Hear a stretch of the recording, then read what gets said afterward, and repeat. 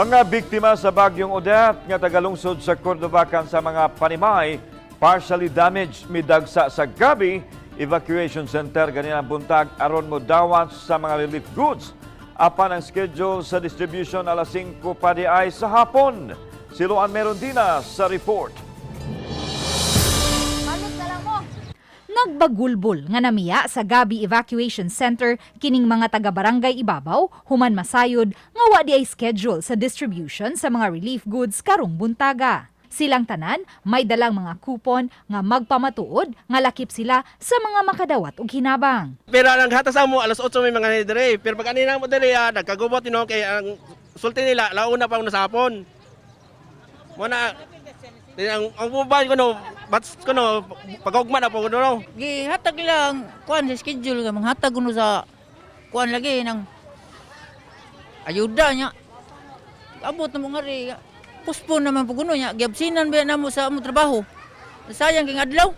Gawa sa mga taga-barangay Ibabaw, midag sa usab ang mga taga-barangay Dayas. Pasado alas 8 ganihang buntag, ug kay wa nay ikapamliti pabalik. Si Sarabanon Baudi, nakahukom na lang siyang muhuwat hangtod sa distribution karong hapon.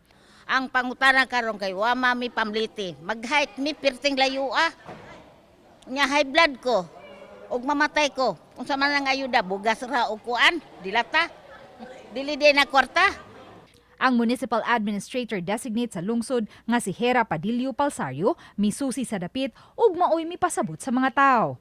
Matod ni Palsario, posibleng may nagpakatap og sayop nga kasayuran kay wala man mag-post ang social media account sa lungsod kabahin sa schedule sa distribution sa mga relief goods ganihang buntag. Mo na lang silang ipahatod kay naa may service sa munisipyo, ipahatod na lang sila namo kay kana gyud nga information, wala gyud naghatag og information ang munisipyo nga paariun sila karong buntag. Iya hinuong gitataw nga may distribution sa relief goods karong alas 5 sa hapon. Apan alang lang una kini sa mga taga-barangay Buagsong ug Dayas. Kanang Ibabaw kay amo pa nang kuanon gyud kung mauna ba gyud to ang 3,125 para iagto na lang na sila sa mga barangay. Iagto na lang na sila sa ilahang purok.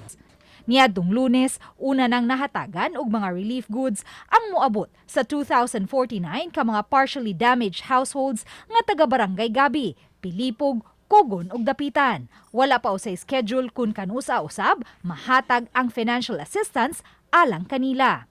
Uban ni Marlon Melgazo, Luan Merondina, Balitang Bisdak.